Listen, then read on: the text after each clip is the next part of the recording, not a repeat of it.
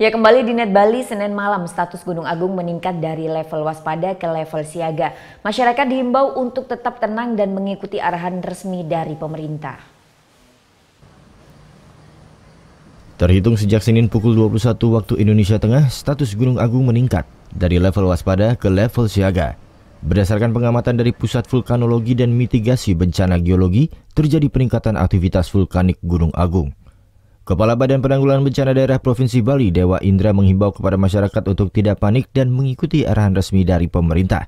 Pemerintah sendiri telah membangun kesiapsiagaan personilnya, termasuk telah menyiapkan titik pengungsian bagi warga, sarana transportasi, dan kebutuhan logistik lainnya. Rencananya ada 5 titik untuk tempat pengungsian warga. Dan setiap titik juga sudah ditentukan dari desa mana yang menempati titik itu. Pemerintah juga menghimbau kepada masyarakat di sekitar Gunung Agung untuk tidak beraktivitas melakukan pendakian dan tidak berkemah di area kawah Gunung Agung dan di dalam radius 6 km dari puncak gunung. Surya Sanjaya melaporkan untuk NET.